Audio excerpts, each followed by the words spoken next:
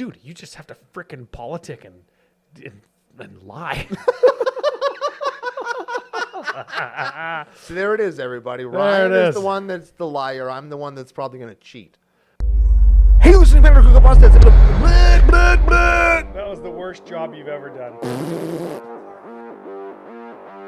Hey, listen to Commander Cookout Podcast, episode 470. I'm Brando. I'm here with Ryan, and we're going to talk about going too hard in the paint. Now hit our theme song!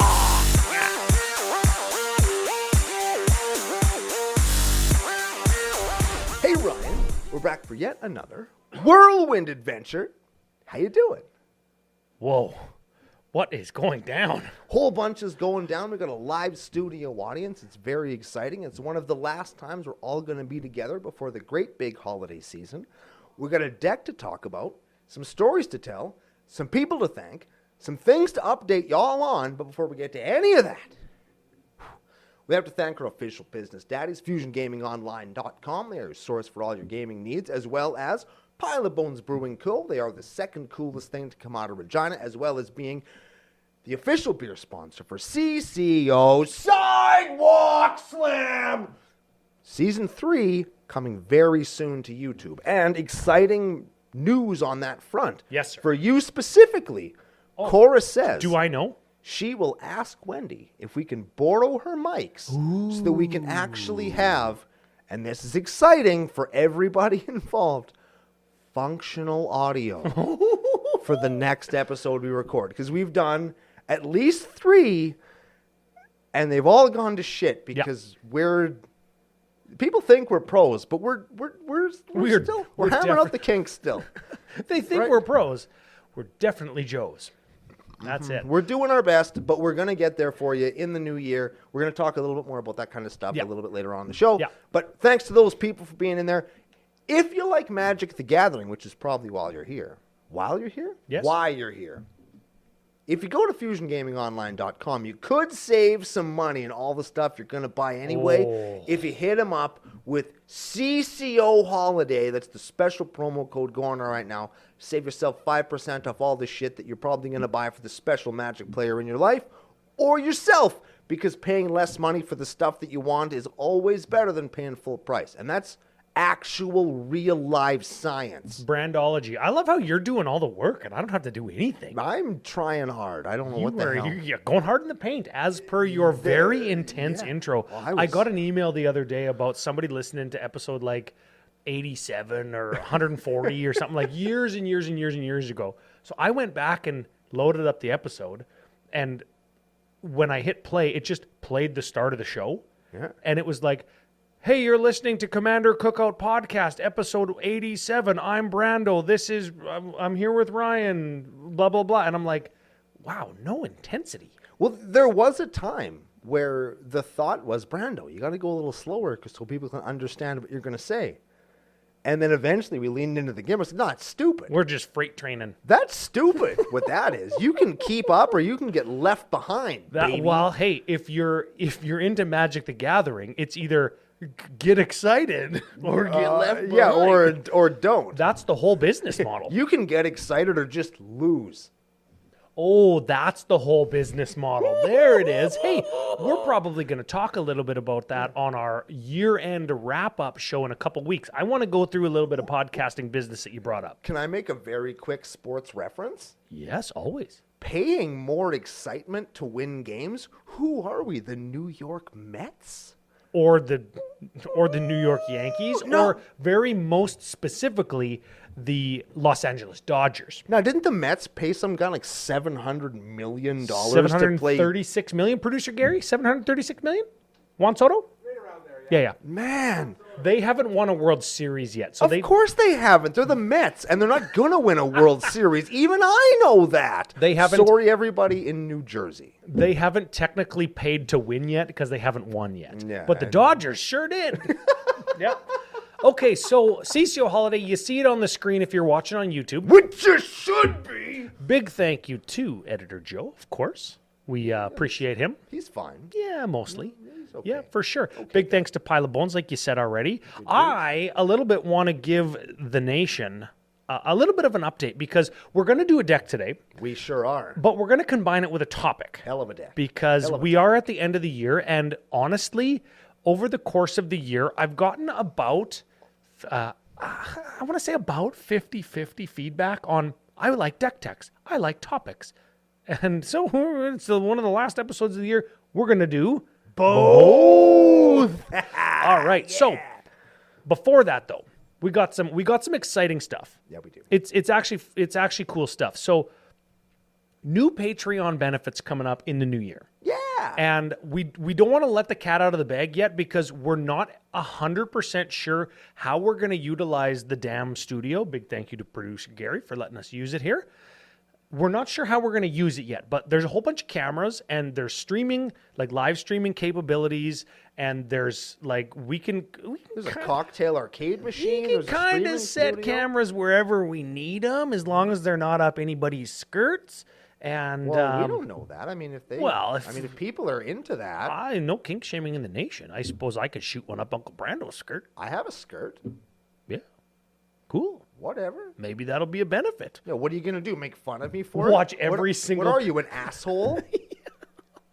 There it That is. was one thing. New benefits. Yeah. And another one is I guess sort of just today, for the damn studio. I was sweating. Everybody was drinking beer. I was the only one. Yeah, doing me and work. Hardcore were drinking some beer. It was awesome. And we finished the second set that's in here, and now it could give us a new look. It could give us a whole new look. It actually, looking at it, Mm-hmm. it actually you did a good job. Hey, there we go. Well, I only nailed the boards on. Yeah. And I don't compliment you very often. Oh, definitely on purpose.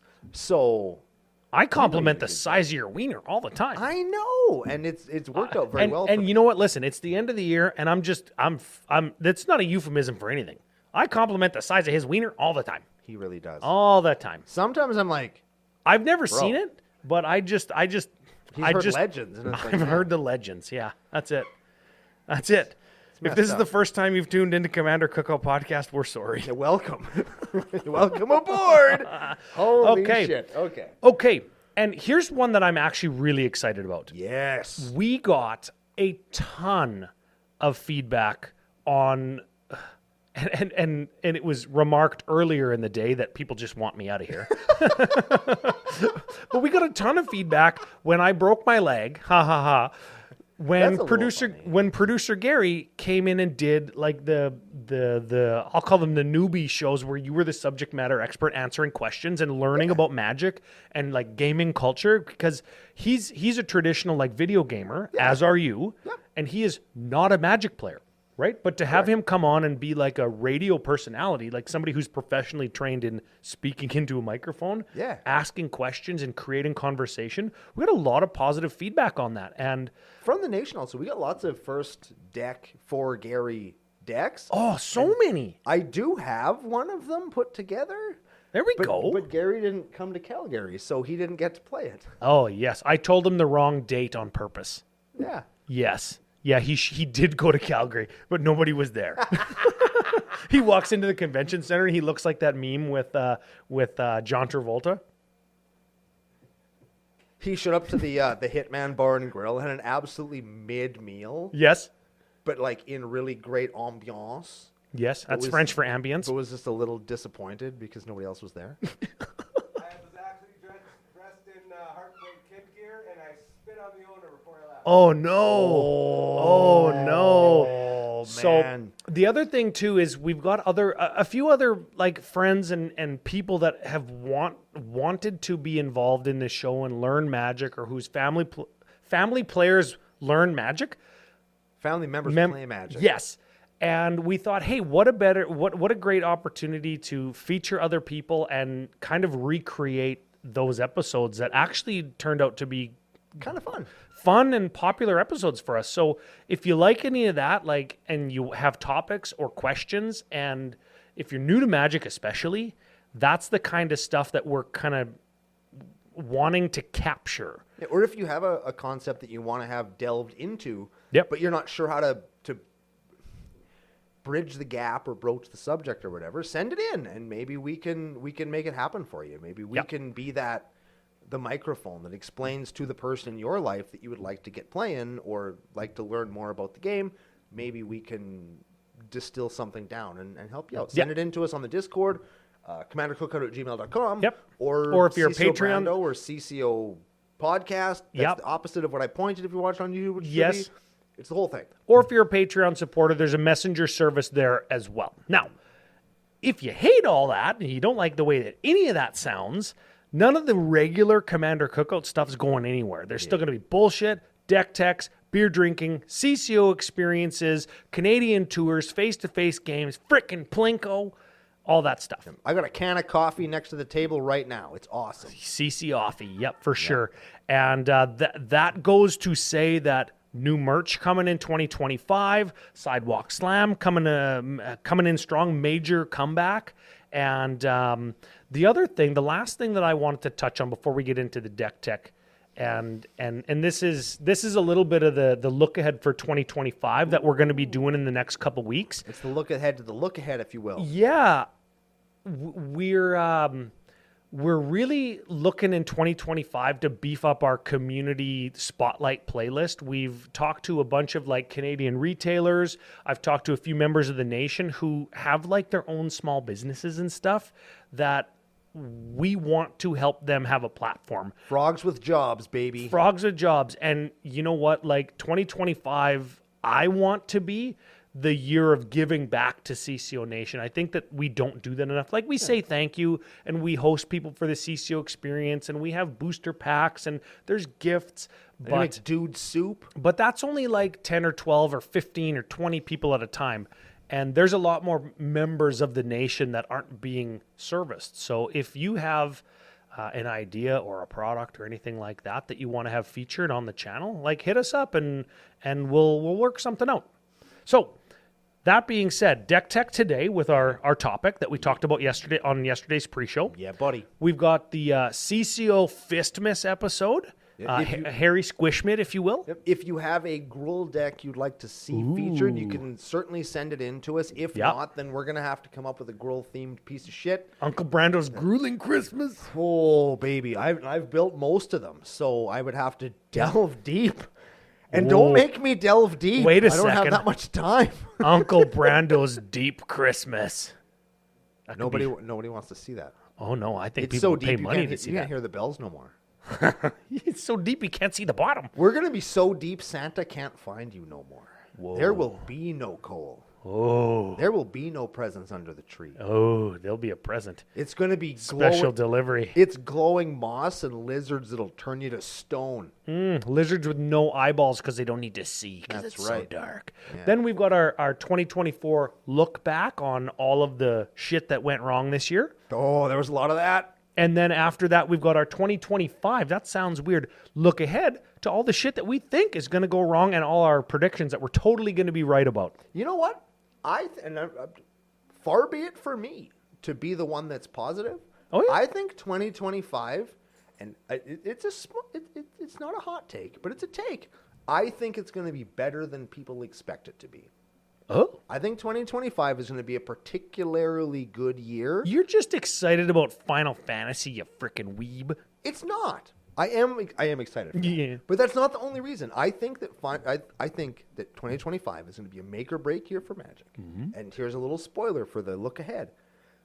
Because Hasbro, who owns WotC, Never heard of them. not stupid. Oh. They adjust quite quickly to, they're not a company that forces a lot of stuff. If something sucks, they cut it because then they're losing money and they hate that. Yeah, see every board game except for Magic, Monopoly, and Clue? Yep. Yeah. They just need to be excited all the time.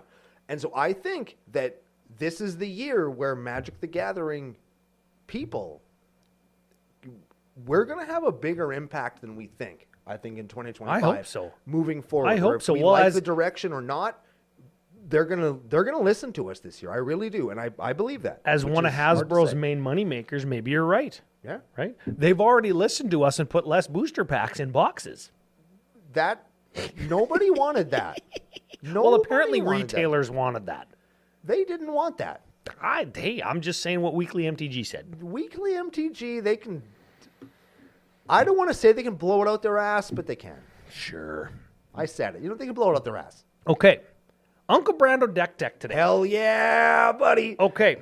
unpopular deck strategies and how hard to lean in. Yep. So we've got your deck, Yep. and we're going to use it as an example with supplemental examples of other decks that we've had with unpopular strategies. Correct. To kind of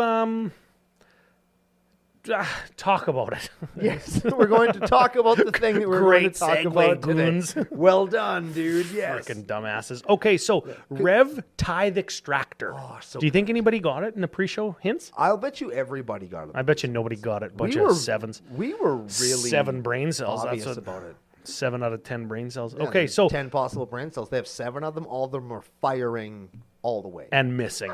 Because you only use what, like 22% of your brain? 22% of 7, so they're using 2 brain cells.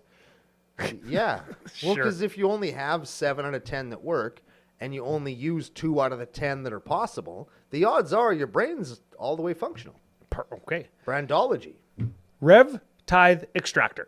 3/3 human rogue, black 3. Whenever you attack, target creature gains death touch until end of turn. Yeah, that I forgot that so many times. It's pretty good. So many times. Whenever 1 or more creatures you control deal combat damage to a player, create a treasure token, then look at the top card of that player's library and exile it face down. You may cast that card as long as it remains exiled, and That's it. that's kind of like Gonti. That's kind of like Regavan. That's kind of like steal your stuff thing. Yep. Right? Mono black, so you can't really do multiple combats to do multiple steals. But if I attack, because it's 1 or more, right? So Yep. if I hit like all 3 players with a 1/1 each that have like unblockable, You make 3 treasure, and you technically draw 3 cards. You can't play the lands, Okay. which is a little poopy. But, and this is important, I learned this in the kind of thought theory crafting it as I built it. First strike / double strike is another instance of a creature dealing damage. So if you can hit everybody in the oh no, just double strike. if you can, well, first strike as well, because first strike is its own step. Yes, but it doesn't deal damage again. It doesn't. But if you hit somebody with a first strike thing and a not first strike thing, you Oh. get treasure card and then treasure card again. Yes. And then double strike is treasure card. So it's Yeah. Treasure card from first strike, and then your other guys get treasure card again. yes. If Yeah, your yeah. dudes, Okay. And then if your dudes have double strike in this example, you make 6 treasures a turn and draw 6 cards, but none of them are yours. Yeah, okay. No. Why are we talking about this in strategies that are unpopular? And I'm going to tell you, people hate it when you steal their stuff. And you know this as well as anybody, because Ryan, and you might not know this unless you listen to the pre-show, likes mill. I think they And probably know that. What mill does is stop people from playing the cards that they've milled. Not their decks or their cards. The but cards that they assume that they're going to Yeah. have the agency to play. I would have drawn that next turn. Well, You might took not have. one of my best cards. Yeah, You took my win condition. Yeah. Oh, man, that was on the top of my library. That would have been so good if I could have played that. That's why I put it in my deck. I absolutely did that yesterday too, and we'll Mm-hmm. get to that later on in the deck. But people hate that stuff. They Mm-hmm. hate it. And I think that in my experience, I've played mill, I've played Turgid, Mm-hmm. I've played all those steal your stuff, Mm-hmm. and this one, while people don't necessarily like this, They don't see the card, right? no, they don't. Like Gonti, they don't see the card. Correct. Okay, yeah. And which is kind of a little fun mini game in itself. It's like, oh, did Brando get good stuff? And you always look at it as if you were reading it, even though it's a basic land. Yes. Because they think you got something really good, even though it's a mountain. Mm-hmm. I did that so much yesterday. It was so good. But so this one is a little bit less, I think, hateful than some of the, like a mill or a just straight up discard or just steal your stuff. It only gets 1 card at a time. But you get 1 or 2 if you're really set up well. Yeah. And of course, you would build your deck in that way. It isn't like getting archive trapped and Right. getting 13 at once. Yes. Or getting Bruvact and getting 26 at once. Or half your library with Traumatized, right? So Yeah. Nobody was mad at what I was doing until I got them with their own card, Yes. right? And so I was like, I'll do this. Well, I'll counter that And with your counter spell. Like, oh, Why do you think that is? Is that because you're doing the thing that they put that Yes. card in the deck so they could do? exactly. Is that the same feeling as removing their agency, like when you get hit for 13 mil or 20 mil? I think it's more like it's a jealousy. The example is I'm playing against Aiden.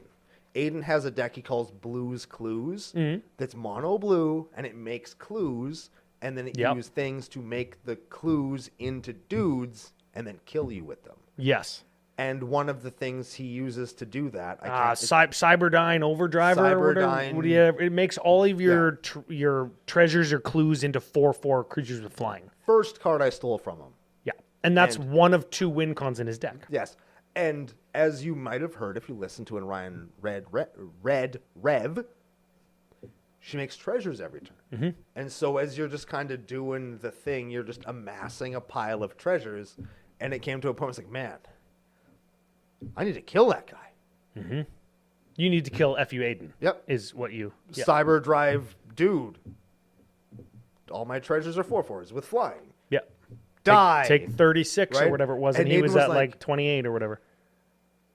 God damn it, I wanted to do that so bad, right? Like it's one of those. Yeah, because he had like 14 clues. Yep. And like 14 clues is kind of shitty unless you have that exact card. Exactly. Not like he didn't also have all that glitters or he had all the things. The other things that make all of your artifacts into 4/4s, like marching machines and all those, right? I just got lucky and it was cool. And it was a neat experience. But I found that this one was a little bit less hateful, although people were, once they figured out what I was doing, they were making it more difficult. In my head, when I built the deck, it's like, I'm going to do 1, right? I do 1 damage to you every turn. Mm-hmm. Nobody cares. Correct. Get your chip in. Take 1. But when it's take 1, and then I make a treasure and I get your top card, yes. Now people are paying attention. And but still nobody's mad. Nobody's got angry. But people are like, it's fine. This is fine. You know what? Once you start playing their win conditions or their removal or their best cards, it's like, God damn it, Brando! I need to stop this immediately. And then it turns into man. Okay, in your experience now playing Rev a couple times and playing with or against Gonti, because I know you have. Yep. Okay. I'm going to hit you for 1 and mill 1 card, or draw your card for you with Rev, right? Yep. That's going to happen every turn. Yep.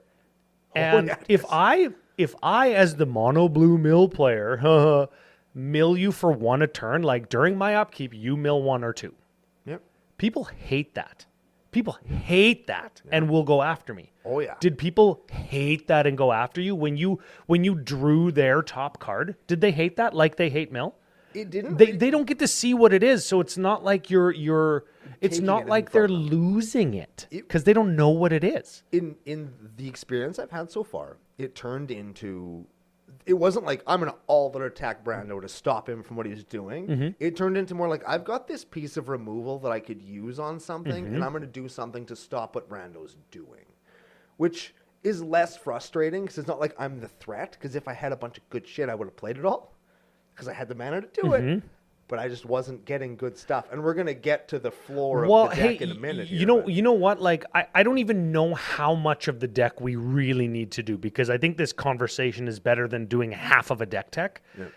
How many things, like how hard do you lean in, I guess, is the question, right? Like, do you have only unblockable guys, menace guys, shadow guys, flying guys, so you can maximize that kind of part of the commander where I'm hitting 3 different players to draw 3 cards extra per turn and take their stuff? Like, is that the shtick? And when I built it, when I sat down and I looked at my stuff and I put the deck together, that's what I thought in my head. Mm-hmm. And then once I kind of had that all laid out on the table in front of me, I was like, well, is it good enough? Should I come up with we talk about it all the time. Game is going to end. Yep. Your deck has to be able to win. And the way it was initially conceived, it didn't. What did it do? It just... Well, what was the point of it before you realized it couldn't win? Draw the maximum number of my opponent's cards. Okay. And then use them to win. But then I realized, and after playing it a couple of times too, it became more solidified, where if you're playing a deck like Rev in a really tuned meta, what you're going to get is key pieces of removal or interaction and combo pieces that we can use to win a game. Yes, that happened to me with my Grima where I steal stuff and I got 3 fight cards in a row. Yep. I had a 1/4 and everybody else had 2/2s and it was useless to take their stuff because it was all fight cards. And that's the floor where what I was getting was I was playing with a bunch of guys that were playing like kind of kitschy, just random, not random decks, but decks that are built to do the thing that the deck does. Yes. And when you're taking parts of that, you're going to get a 2/2 flyer with haste for 3. Or you're going to get a Sol Ring if you're lucky. Right? So the floor on that was really, really not low, but mid. That's pretty low.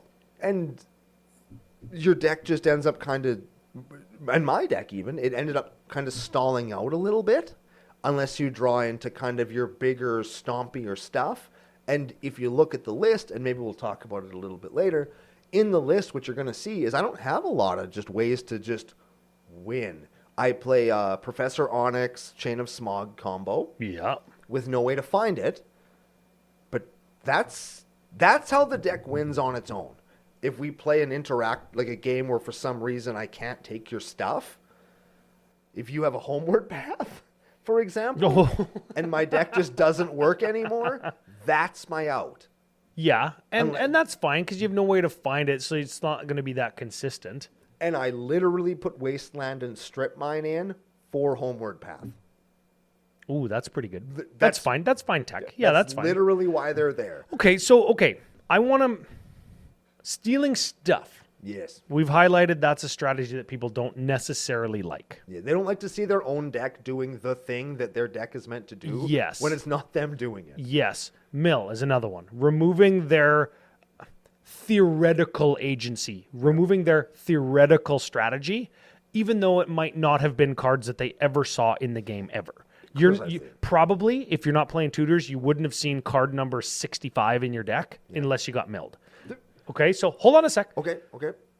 Stealing, or you're stealing off the top of libraries, but I mean like control magicking. Yep. And its little brother cloning.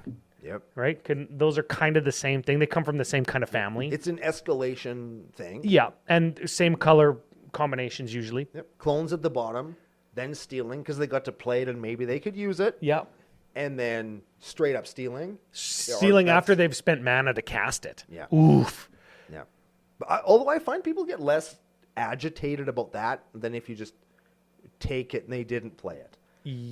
Because they got that, like, I'm going to play my whatever, and I'm going to get you. And then a couple turns later, it's like, I'm going to take that. Like, shit. Yeah, right? yeah. I think exiling face up and you can play it anytime and then not playing it, so they never have a chance to kill it and get it back out of their graveyard, right?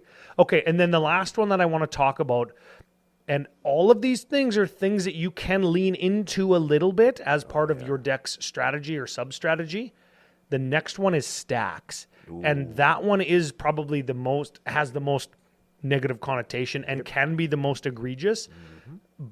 But all of these things, what they have in common is you can just do a little bit of them incidentally. You could put in a Torpor Orb and a Static Orb into your Muria deck because they're like mana rocks, 2-mana mana rocks. You could put in stealing or cloning, in a deck that plays in a high power meta because you can gain a whole bunch of tempo advantage on somebody if you gain control of their Hullbreaker Horror or their Galta. I pay 4 mana to get to steal your Galta, or 5 mana with a control magic to get your Galta after you spent. Well, maybe Galta's a bad example. I'm going to pay 5 to get it with a Corrupted Conscience and then kill you. Yeah, you're right. Like, I'm spending less mana to gain control of your card, thereby, like, giving me that card and making you lose it. But that's not what my deck is about. So when you have strategies like this, or cards that do this within a strategy, how hard do you lean in, and when does it become that deck? I don't want to use that deck in air quotes, but when does it become the stealing deck? At 5 pieces, at 10 pieces, when it facilitates your commander? Like, when does it become that deck? And I think that's the key point that I was kind of curious about. I'm looking for, if you want to comment down below after you look at the list or listen to the show, please let me know. or from you, what I ran into with this list specifically after a couple of games, I leaned as far in as I could with the cards that I had at my house when I built it. And leaning in with Rev specifically is unblockable guys to maximize, like to draw 3 extra cards per turn. It's dudes that I play on turn 1 that you're not going to be able to block until turn 4. And by the time it's turn 4, I'm probably going to have something else that's even harder for you to block. And those are like the guys with Shadow, like Dothy Slayer and Horror and Fairy Dream Thief and Hope of Gearpor's got Flying, Nether Trader, Tormented Soul, Vampire Cutthroat, guys that are impossible to block. Ginger Brute, Valk Scourge. Can't be blocked unless somebody has haste. Yeah. Right? Yeah, Those are the kind of cards that you're going to play, right? But here's the thing with those cards. They're all small. Yes. And I don't know if you've ever noticed this, but I've learned it over the last week or so as I built this deck. Did you know that things that can't be blocked also usually can't block? Yeah, especially in black, hey? Yeah. So things that have haste can't be blocked. Yeah, there's a lot of nutsack in the wind in this deck. So and I leaned right into it. And I got just slapped. So if you're playing like against a dinosaur deck, let's say, you of course are making treasures to make up for the lack of ramp in your mono black deck. Right. But you have that. You're hitting people for 1 and 1 and 1 to draw 3 cards. Is that worth taking 12 on dinosaur player's turn? And if it turned into you're going to hit me for 12 and then I'm going to hit you for 16 and then 1 and 1 and 1, then yeah. But again, in this case, because I leaned so far into the strategy and I want to do what Rev does, and that's kind of it. I don't want to just do mono black stuff. I want to do Rev stuff. That is cast your opponent's multicolored, not just black, cards. I want to play your best stuff and win with it. But I've discovered through trial and error and playing it that maybe I don't get those things. Maybe I don't get the things I need. I don't get Galta. I get Forest. You could get Galta or Forest. Yes. And there are times where you did get Forest from 3 players instead of Galta from 3 players. Exactly. And those it's like, and if you don't get the Galta, maybe Galta is a bad example because that's one of the better things you could get. But if I don't get a really good thing, what I'm left with is a bunch of 1/1s that can't block. And so have I leaned too far in where now my deck is kind of non-functional based on what your variance is, right? This is the most ultimate RNG deck I've ever played. And I've played a deck that had every card in it rolled a dice. You know what? I'm gonna focus on the negative space in a couple of those things. Is you could get Forest instead of Galta, right? And so could the dinosaur player, of course. Yeah. So could they, but they probably want that Forest to get them to the next thing that is also not Galta. In this like any other big green dinosaur, right? And in this particular case, Forest means nothing because I can't play them. But further to the point of how far do you lean into the gimmick, when we were talking about your stacks and your Turgid, there's a certain level where if you're going to play a stacks deck, you got to lean into it because otherwise you're just playing annoying crap. We have a guy at our local LGS. Our local game store? Yeah, and they'll just pop in with a random stacks piece. And you're like, what the hell are you doing? That turns your deck off too. And they're just, I have one. It's like, now we got to play through Winter Orb for no reason. Yes, or you get the really immature, socially immature response. I thought it would be funny. I just want to annoy guys. Right? Well, you're going to get focused off of the table because you put one card in your deck because you thought it would be funny. Yeah. And guess what? It isn't. Yeah. And we touched on this in the pre-show. When your opponents aren't having fun, you think that that's going to be funny, but it actually isn't. It actually isn't going to be fun for you because nobody around you is having fun. And when you get focused off of the table, then you're not having fun because you're dead, because you're not playing Magic anymore. And that's when you say, okay, I recognize this card as being powerful.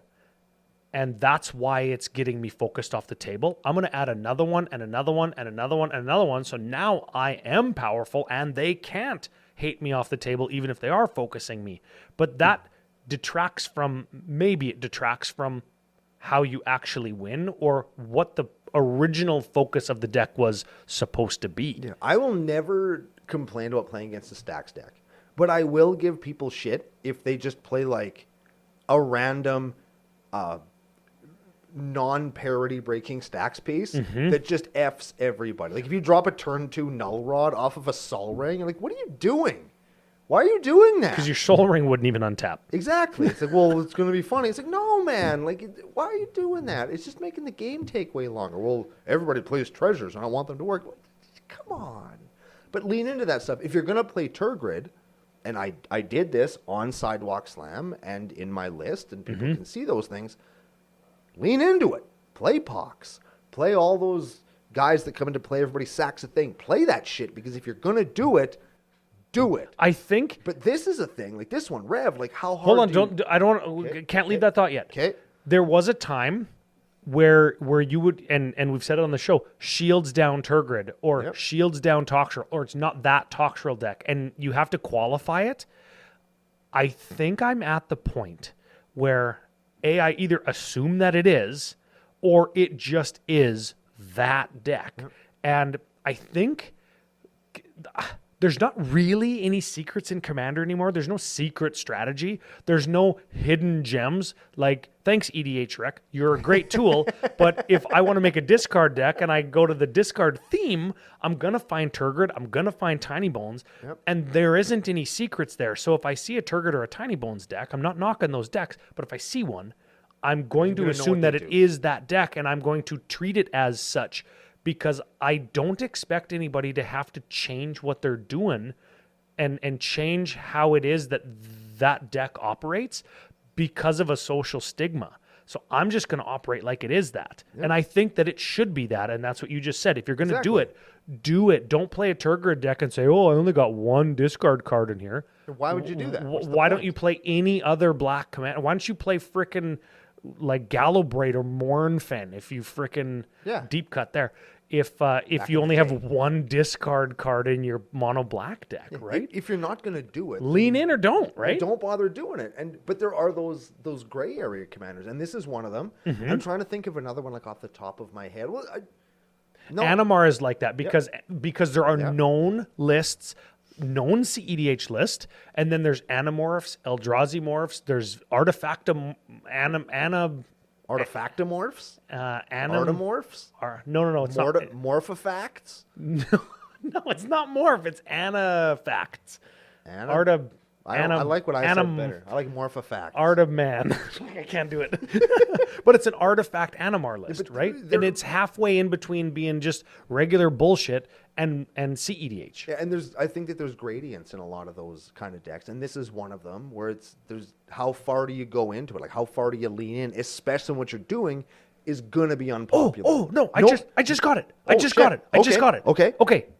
Some commanders, let's say Turgrid again. Oh yeah, that's a good one. Is representative of the strategy. Mm-hmm. Grand Arbiter Augustine IV, representative of the tax strategy. Yeah. Okay. Okay. So if I'm doing that, that's what I'm doing. Okay. Okay. If I'm playing that commander and not doing that, play literally anything else, and you and your opponents will have a better time because they won't assume anything. Yeah. Right?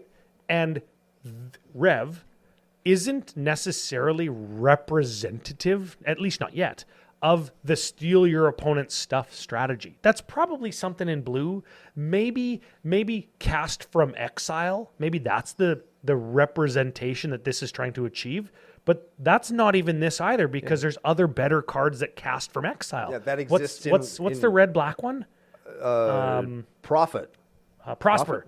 Prosper. There we go. Right? Like, there's Prosper, and there's Wolf Lady and Gruul as well. Yeah, this isn't representative of anything. So I think there exists a gradient where you can say, yeah, there's some big mono-black demon bullshit, but there's also some steal your stuff because that's how I have my card advantage. Instead of draw 2, lose 2, I'm going to draw your cards because probably you're playing good cards in your deck. And that's why I wanted to do it.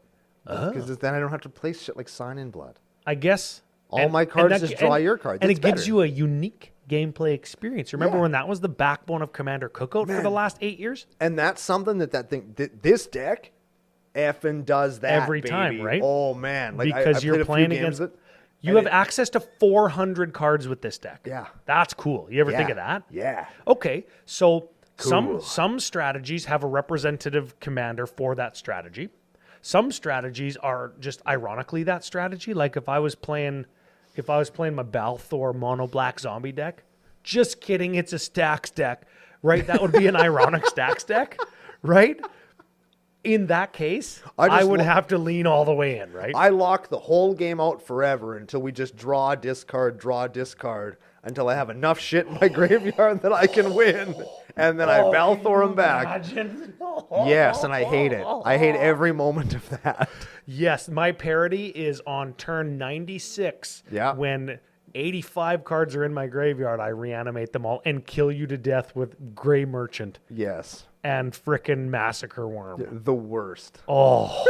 But that would be like an ironic thing that I would have to lean into because who can stay alive that long unless you're stacksing everybody? Yeah. Right? I feel like that would almost be representative at that point. Hey? And, like, and you there's can't no do there's no anything. gray area there though. It's not like, oh, I'm playing this because it's an artifact and it interacts with my commander and it's good for my meta and I thought it would be funny.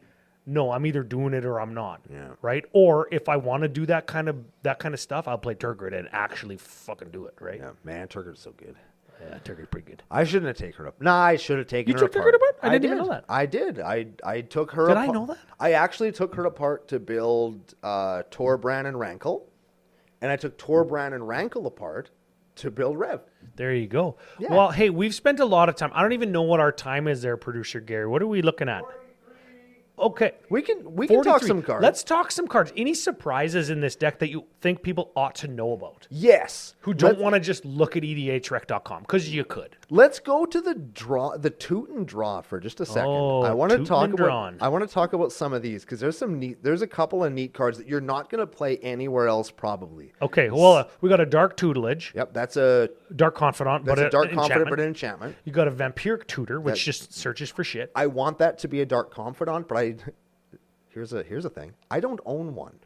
So I played Vampiric Tutor instead. If I own a Dark Confidant, I will cut it. I will cut the Vampiric Tutor Because you can for attack with it. that. Yes. Yeah. And most of my cards cost 2, so I don't care if I take some damage. I also play a Dark Star Augur, which is a flyer that's a Dark Confidant that can create a 1/1 Dark Confidant. Very cool. That's Underrated card. Yeah, that's a new card from Bloomborough. Yeah, 70 or 69. Nice. American sense right There now. you go. And So if you wanted to save 5%, go to fusiongamingonline.com. Use CCO Holiday promo code. That's right. Get yourself a discount. Now, the last 2 cards in this section are the ones I want to talk about. Oh, yeah. Wait, this one does not cost 2.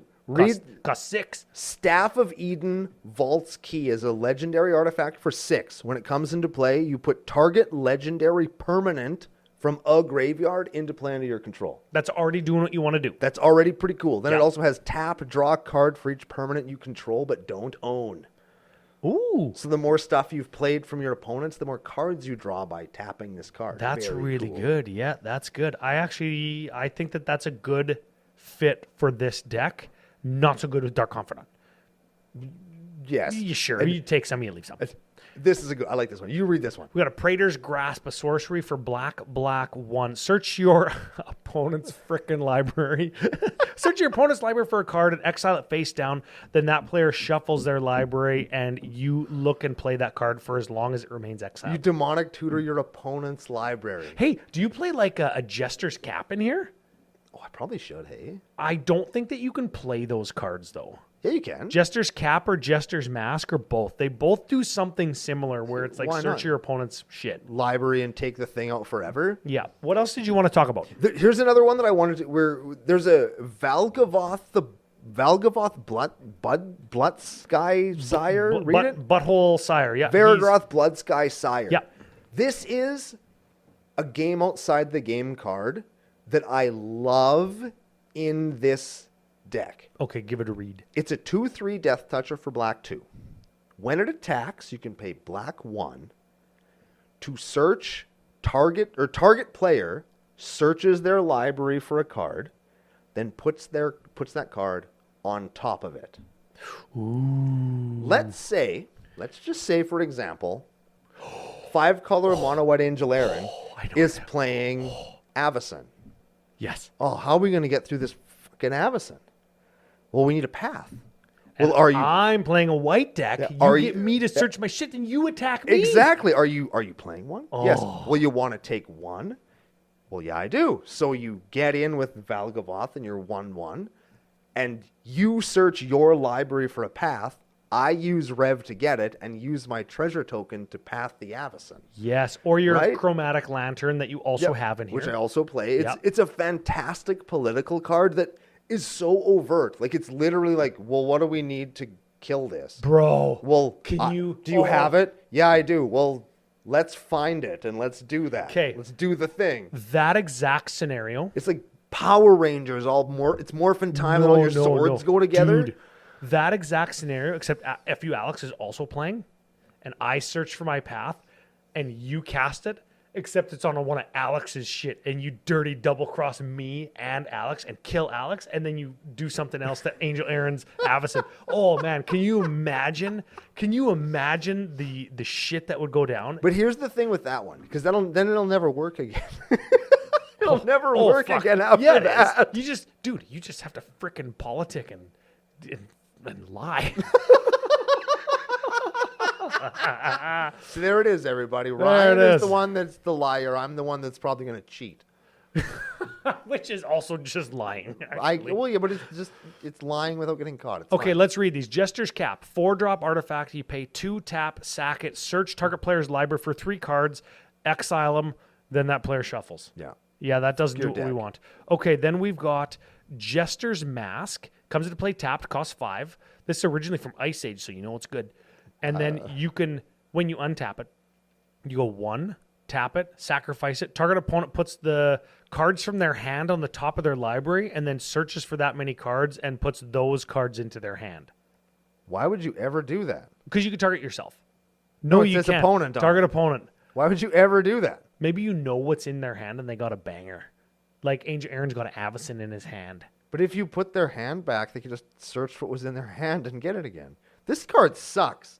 Ice Age was stupid. That was a bad set. They put their hand on top of their library, then they search their library. This card's stupid. They could have been like, nah. That's what they can say. Nah.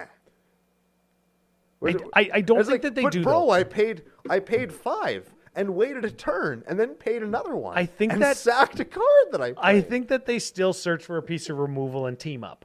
I think in the same example that you gave with Angel Aaron's Avacyn, I think that I would still search for something that would kill it. They just find their combo and win. It's like, yeah, I'll definitely get 5-color mono Angel Aaron by winning the game with all the cards I just No. drew Even before. even better. Okay, I'll get the path to exile, and then I'll combo. Yes, exactly. I'll Yes. pass it because I want to stay true to the deal. Yes. Then Yeah. I'll win. No lying or cheating there. Yeah. Hey, life lessons on Commander Cookout. See, we've come full circle. We pretended that we were going to lie and cheat, and then we totally held fast to our original plan. Takes Okay, us right back to Atraxable, where you said that he was going to end the turn with his land in his hand or whatever, and he did ended the turn with 'Cause his he was land in his shuffling hand. his deck Because he up, was 'cause he- shuffling his deck because he lost. It was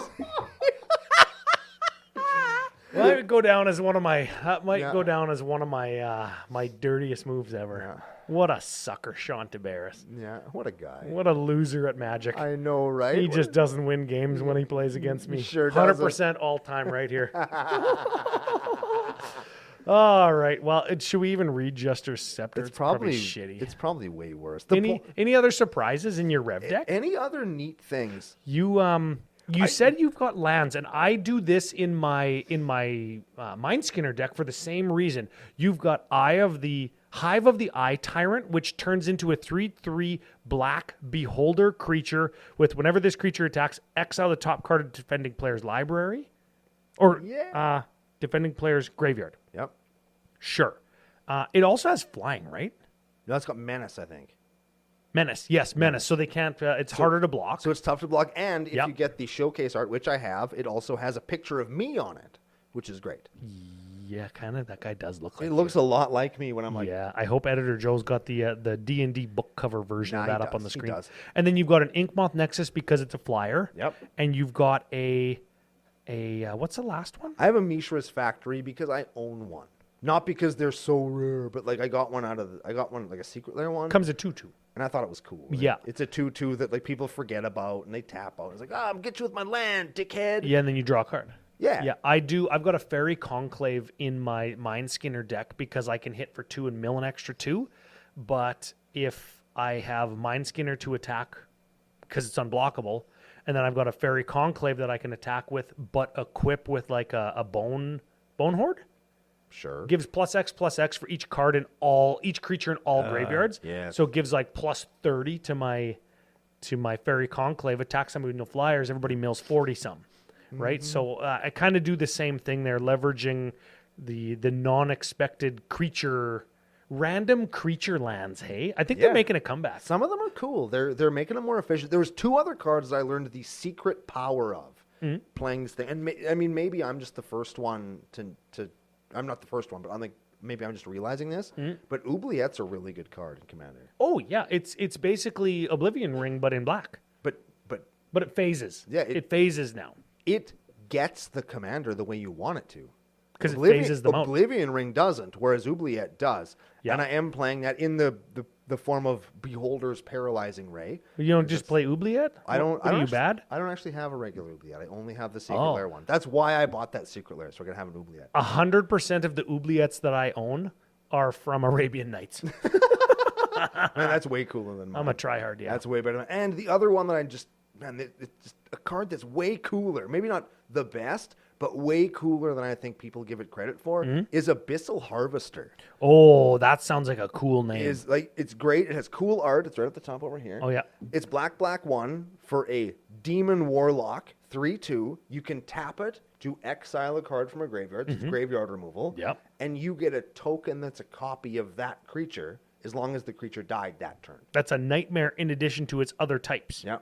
And then if you do it again, like you can only have 1 nightmare token at a time. Yep. But man, like it's the dividends. It's so good. Like it was remarkably good. You know what I like about that is if something did get cast by your opponents and killed or milled or whatever, it's in their graveyard, you can remove it. That's good. We already know that graveyard removal is good, but I'm still playing this card.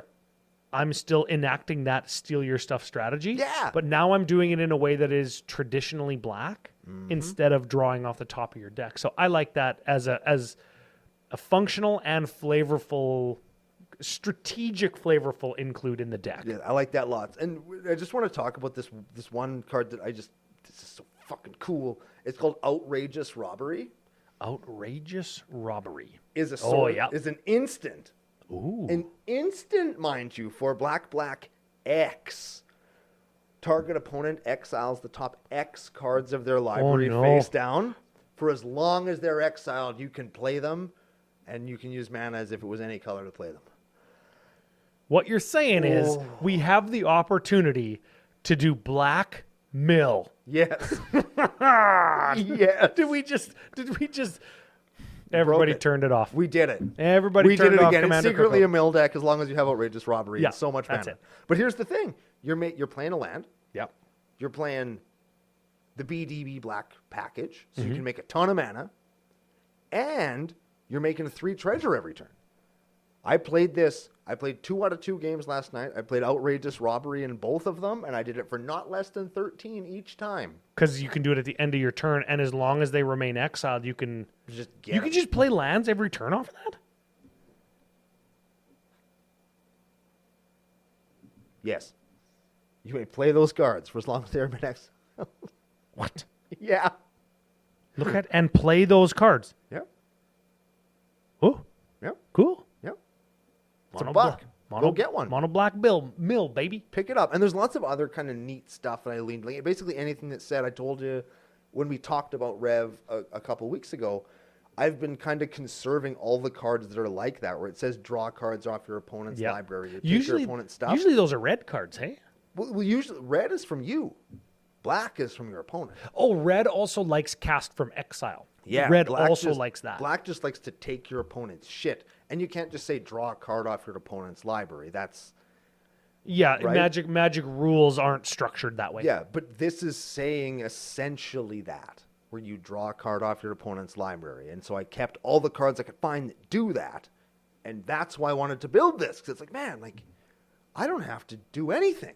All I have to do is build a deck that does a damage every turn, and I can just take advantage of your hard work. I don't have to do shit. You know what my favorite part of this is, and I'm going to take it back to kind of the crux of the conversation, is to do that quickly and effectively, like to drop Rev on turn 4 and be able to hit 3 people by that time, you need to play little guys. Yep. Traditionally, ones that aren't going to win you or go over the top at the top end of the power level in Commander. So you are limiting yourself. And because you want to go turn 1, turn 2, turn 3, guy, turn 4, Rev. Yep, get in there. Like, you got to have the redundancy, and you have to lean all the way in, and you're still not necessarily getting a payoff for that. Like, okay, turn 1 land guy, turn 2 land guy, 3 land guy, 4 land Rev. I exile your Crater Hoof Behemoth. Well, look at the pattern I just demonstrated. It's going to be another 4 turns. It's going to be turn 8 before I can cast your Crater Hoof, maybe, if I didn't spend any of the treasures that I made because I missed a land drop somewhere in there. And then it's turn 8, and then it's the same thing as you having the Crater Hoof in your hand and it being turn 8. It's the same thing. So when I lean all the way in, it's not that egregious, and it's not like Turgid, and it's not like Grand Arbiter, and it's not like Bruvac, right? And if you are playing those, lean all the way in or play something else. I think that's my takeaway from this. Is some strategies you lean all the way into. No, I think lean all the way into whatever strategy you want to play if that's what you want to do. I think lean all the way in. That's a hot take, man. I say lean all the way in, and maybe you can split your deck. Maybe some strategies allow you to say, oh, I've maximized however much of this that I actually need because I'm playing a ton of card draw on Scry. But card draw on Scry is like the bones of my deck. That's not the strategy. It's the enablement that I need to make my 12 card redundancy that I've leaned all the way into work, right? Lean all the way in, or fucking don't. I don't know. Don't try and justify. Well, it's not that Turgid deck because I only play Pox. Yeah, I only play Pox, and then Play them all. Then 6 tutors to find Pox, and then 9 more cards that put Pox back in my hand. Play them all, and you know what? Do okay. Then that's leaning all the way in on Pox. Yeah. And Pox is like your win con.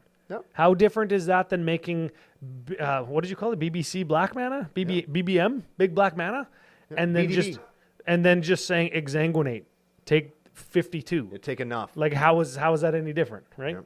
So I say lean all the way in because that's how you're going to get that over the top end game power level that causes games to end, and I think that's fine. Do you think Ryan's right? You should let us know down in the comments because I'm still building this. And should I lean in harder? Should I cut things that cost 7, like the Elder Brain? Oh should no! Never cut the Elder Brain. Should I just read the Elder Brain? I don't know what the Elder Brain does. It's down here. It's in Shakedown because you're shaking people down. The Elder Brain looks exactly what you think it would look like. Yes, it does. If you're grabbing it and squeezing it so it's all veiny. Yep. Yeah. It's a 6/6 for 7 menace. When Elder Brain attacks a player, exile all cards from that player's hand. Whoa. And then they draw that many cards. You may play land and cast spells from among the exiled cards as long as they remain exiled. If you cast a card this way, you may spend mana as though it were mana of any color to cast it. Yep. So you just draw their hand. Yeah, that's fine. That does the exact same thing as frickin' Rev. But should I cut that for a go for the throat? No, because this card can win you games if you randomly, because you will, because you have, randomly whiff on stuff that you're stealing. This card can win you games. It's because it important. takes away what, at the point that you're at 7 mana, probably they have cards that are at the point of the game left over in their hand that are going to win them the game. Ooh. If now you have those cards and you have a 6/6, this is the kind of card that does win you the game. Okay. Yeah. And it still provides you, because you're using somebody else's shit, a unique gameplay experience, and them a unique gameplay experience, probably because they've crafted their hand in a way that they think is going to win them the game based on previous experience and what the strategy of their deck is. Do it again now. I'm going to hit you with the Elder Brain. Do it again now. And now it's a unique hand and a challenge every time that it's my turn because I'm going to attack them. Ooh, that's a good idea. Yeah, that's good. I like that card in the deck. Elder Brain's a good card. And that's you leaning all the way in on your strategy. Yeah. That's them and you getting a unique experience. It's you playing a card called a frickin' Elder Brain. Yeah, it looks like an actual brain. I thought it looked like a nutsack. That's what I mean. Okay. I mean, like, Okay, I'm just... it's the brain. We're talking about the same thing. That The never brain. happens. That Yeah. never happens. Yeah, 2 kicks in the ass if you look at it. Bro, that was my final thought of the day. Lean all the way in. I'm leaning all the way in to the mic to say extra big thanks to FusionGamingOnline.com. They're our official business daddies, as well as a great place to buy your Magic the Gathering cards when you use special promo code CCO Holiday to save yourself 5% off all the blingy, steal your opponent's shit that you could possibly want. All the brains you can look at. There it is. Big thanks to Pile of Bones Brewing Co. They provide us with beer and good times and great friendships. It turns out there's a lot of nice people that work there. Support them if you're in our part of the country or anywhere else. They're good people. Big thanks to producer Gary in the damn studio for putting up with us. We're here late on a Friday night when we all could be out partying, but instead we're here doing work, hanging out. We're having a great time, and that's very important. It's very rare you can go into a professional business environment and have this much fun. That's really cool. We appreciate Gary for setting that up for us. And most importantly, we thank you for watching, because we would not be here if it wasn't for you. We appreciate the support and all the things that you've given us and keeping us going over the last couple of years. We're going to be back next week with probably the last non-look-ahead episode of Commander Cookout Podcast. Hit our theme song!